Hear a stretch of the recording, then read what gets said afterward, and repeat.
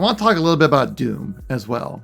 We saw it on the Xbox Developer Direct. It looked freaking amazing, right? Like, it was exactly what you wanted to see out of the Doomy Slayer boy.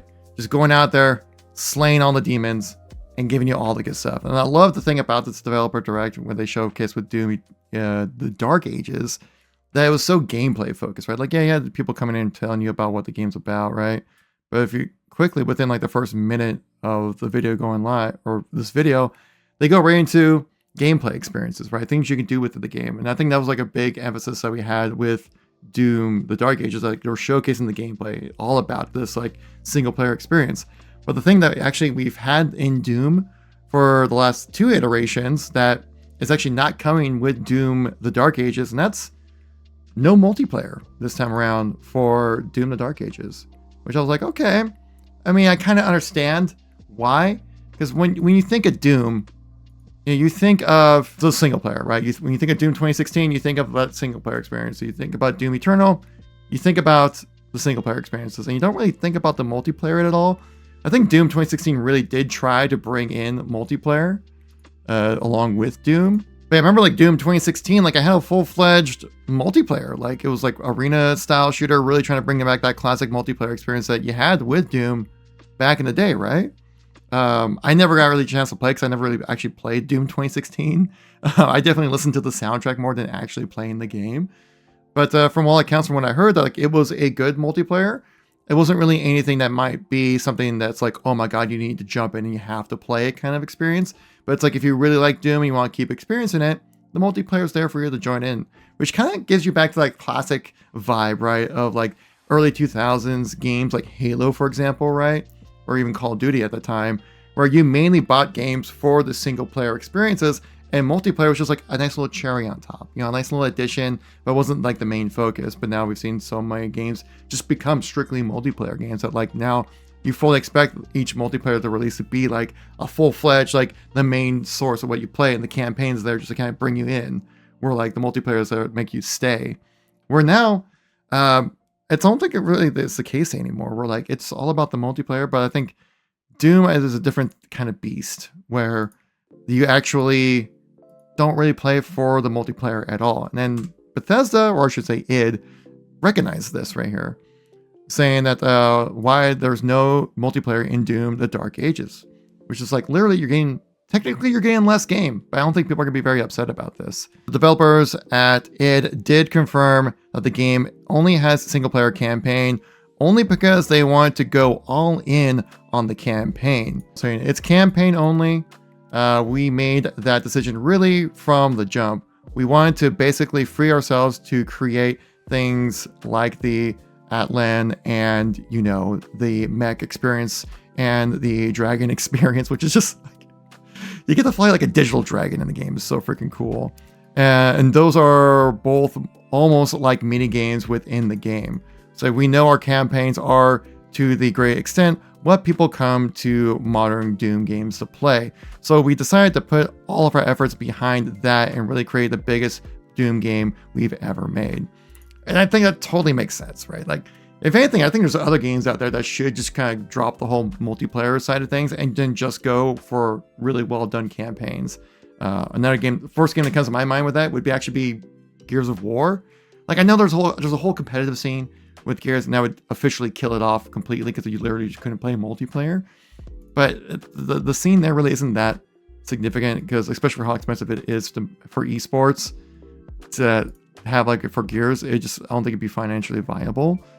Like Gears of War, I think would be a great game to kind of just, you know, drop the multiplayer and just maybe have horde mode. People love horde mode, or just do a straight up campaign, because that's what I play. I think most people fall into that group as well. Most people will play Gears for the campaign more than anything else. Another game I would love to see make a return for that would be like Titanfall 2, right? That campaign was amazing. It's like, I would honestly put that up as like a masterpiece in FPS campaigns. It was tight, punchy, it wasn't bloated at all, really engaging, and something I think would really push the Titanfall universe forward, because they focus so much on having a really good multiplayer, because, you know, this guy is from former Modern Warfare 2 developers, you know, and that, you know, they want Titanfall multiplayer to be something crazy. but people just didn't really resonate with it a whole lot, you know? I think it's just because we already have like such established multiplayer games out there, to try to justify people to come to your platform would just be, or come to that game after spending years and money in microtransactions, and there was a game that they're like literally invested in. To switch over is a really difficult process. Titanfall 3 and just have it be like a campaign only experience, I would be all for that, honestly. Because I don't really care much to play the multiplayer for Titanfall, and I think a lot of people are in that same boat. Even though the people who do play Titanfall multiplayer are diehards for it. I know BBK Dragoon out there is probably, if he's watching this video, probably shaking his head like, how dare you say that to me? You know that I love Titanfall's multiplayer. But like, I don't know, I just have no interest in playing the multiplayer for Titanfall. But for a new campaign, Titanfall 3, multi-campaign only, I'd be all for that. But he also kind of continued on here saying like, well, it's been coming for a while. Deathmatch doesn't belong to Doom anymore. He wrote in 2020. It's talking about Doom Eternal. So if we were honest, it hasn't for a long time. It's been decades since students drilled holes in their dorm walls to run LAN cables between the machines, desperate to participate in a bloody murder over PC gaming. Like, yeah, Doom multiplayer back in like the 90s was massive. Like, but I think it also just that kind of comes down to like, it was like the first game to really do it well. You know, there wasn't really a whole lot of competition in shooters besides like Counter-Strike. But then that's a totally different type of game that wouldn't really, you know, appeal to people like me. Like, I don't really care much to play Counter-Strike, but I would probably be someone who would really like to play Doom. And Doom was a phenomenal multiplayer game that set the groundwork for a game like Halo to become super popular, right? But just kind of iterate on that. But now we're kind of in a different era where like arena shooters, like say like Doom was in 2016, even Call of Duty standard multiplayer, Halo, just don't really grab people's attention that much anymore. There's no like high stakes to it. Like the whole deal is to like get that high score and dominate the lobby. And if you're not doing that, then really you're not having that much fun, to be honest. Like it's like the same thing with like Call of Duty multiplayer, that like unless you're like dunking on kids and getting like nukes or chopper gunners on them, you're really not having that much fun playing the game. Where like a game like a Battle Royale, you can still have fun, finish like in, you know, 10th place or something like that, or whatever, get like a top 5 finish. You're like, you know what, it was good. It was fun. It was intense. You know, that was my, you know, and stuff like that. But it has like these peaks and valleys, and where like playing arena multiplayers are just so level based and just like really isn't much excitement that happens during the match. Like no one really cares to watch that gameplay anymore. Plus, when you look at the most popular games out there, they're all like hero shooters and battle royales. I'm just trying to say that like releasing an arena style shooter in 2025 doesn't really get people excited because it's a bit overplayed. Doom Eternal, right?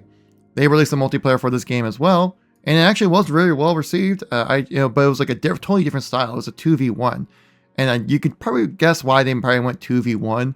It's probably because like the player base for Doom 2016 wasn't really maintained very well. It didn't really stick around. And so then they're like, well, if you're gonna have lower player counts, but you want to keep multiplayer, you have to switch up how you do your multiplayer, right? Overall, like back at release, you know, just on Steam alone, I guess like, you know, it was definitely a console game to start out with. Let's not kid ourselves here, but significant amount of people played it on PC as well. And then quickly dropped off to sub 5,000. Out of that like 3,000 peak population people playing that day on Steam, how many of those are actually playing the multiplayer? I mean, probably, I would say a 10th of that population, I would say, was actually playing multiplayer. The thing happened again, like at launch, tons of people played it. It was a success. And then quickly drops off because it's mainly a single player game, right? Like you're out here, what, like a year later, it's in June, May, like right here, around 6,000 people playing it on Steam alone. Again, yeah, keep in mind, people on console are playing it as well. But it just kind of gives you an idea of like the general trend of how people play it. And I guarantee most people are playing this as a replay on Doom Eternal through the campaign, and they're not really playing the multiplayer. And you know, even though the Doom Eternal multiplayer was really well received, right? If we scroll down here on IGN, what was it rated as? They rated it as an 8 out of 10, saying it's great. And I think, if I remember correctly, from when it was released, that was kind of the general sentiment around this game as well for the multiplayer. Like, yeah, the 2v1 asymmetrical style game, it's pretty cool. It has the numbers. They know how to invest into the game, right? Is it worth investing into a fully fledged multiplayer experience for Doom? well, they've done it 2 times in a row now. They said, no, let's just go full on campaign, double down on that for what the majority of people are going to be playing it for. And I completely agree with that sentiment. Carrying on with the Doom stuff, the Doom Dark Ages, we actually recently had a reveal of the PC specs. And I looked through it briefly. I'm like, okay, this looks very manageable for how graphically incredible this game looks, right? Like, look at these screenshots, my dudes. Oh, so good.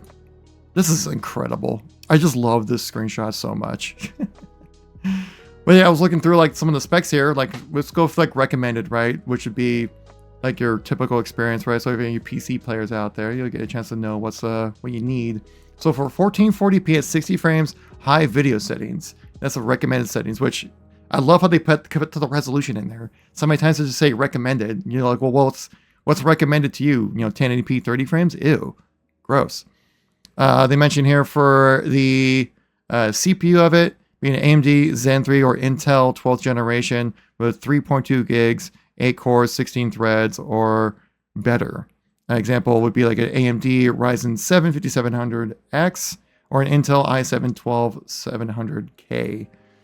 For a GPU, this is probably the bigger thing here as well.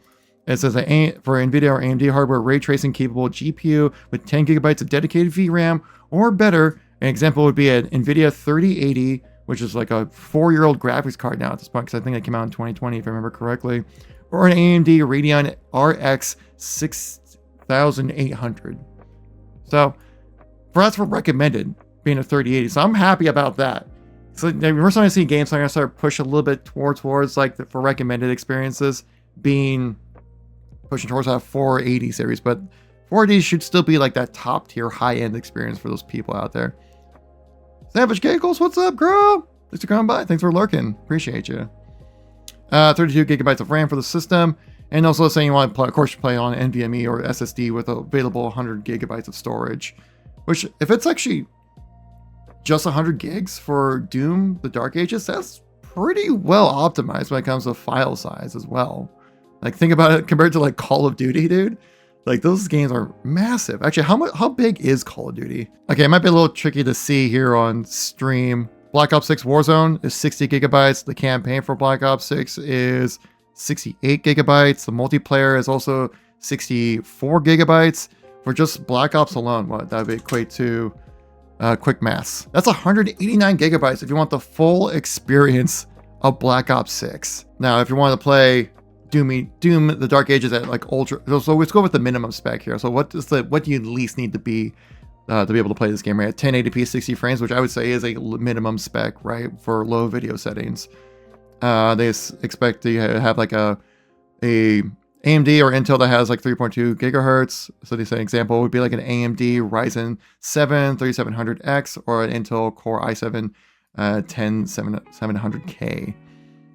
I think mine's right now is like a Ryzen 9 5900X for my little CPU system there. So I think it's pretty good right there. Now look at this though. For example, for your graphics card that you need, capable with like 8 gigabytes of dedicated VRAM. So example would be like a 2060 Super or like a Radeon RX 6600, which I mean, still having the 20 series, like you call it 20 series or 20 or 2000 series cards still being rather viable. I think the 2060 Super is a pretty common graphics card still, but I think the 3080 is pretty much the most common one now at this point. But still having this be a viable system will be great. I think even if you want, you probably even could play a little bit lower with this graphics card right here. 16 gigs of RAM, and also make sure you have 100 gigabytes saved on an NVMe drive. Now let's go to the creme de la creme experience. What's the high end stuff? Well, the high end stuff is kind of what you expect, right? They're expecting you to play at 4K 60 frames on ultra settings. Now I'm not sure if they use DLSS. We'll have to look into that a little bit here as well. So like a Ryzen. The same kind of Ryzen and Intel cores that we saw here for recommended. Again, they say like you gotta be playing on a 4080 or a Radeon RX 7900. So the highest preset of Ultra 4K requires those type of graphics cards alongside with ray tracing and SSD requirements. Doom: The Dark Ages will utilize NVIDIA's multi-frame generation and ray reconstruction technology to increase performance. However, the multi-frame generation and ray reconstruction features will require an RTX 50 series graphics cards. Most people are not gonna be able to experience this kind of stuff, right? So I was saying, like, I was really curious, like, if you're gonna be able to play 1440p 60 frames consistently with Doom: The Dark Ages on a 3080, I'm like, will you have to use multi-frame generation? That seems like that's only going to be on for the 50 series cards. But I think Doom games have been pretty well known for having well optimized games. Like, they have pretty good technology over to be able to create like this level of fidelity for your game, but also have a run very well, because a game like Doom needs to have that high frame rate, high resolution, because it's such a, intense type of game that you can't really like, you're like, well, it's a 30 frame FPS, it's fine, because it's not really that fast paced or anything like that. Or like a game like, say, Expedition 33, that's the kind of game like you probably could get away with being 30 frames because it's like a turn-based RPG game, and it's not like split-second decisions that need to be made while playing that game, where you can get away with maybe a 30 frame kind of experience. But Doom, like, you need 60. Like, it needs to be there. And you need to be able to hit 60 with high fidelity on a very common hardware, which is a very difficult balance to make. But it seems like Doom's doing that. So I'm all for it. I get excited about this. I like Doom. Don't you want to fly on this dragon? Bruh, this is going to be sick.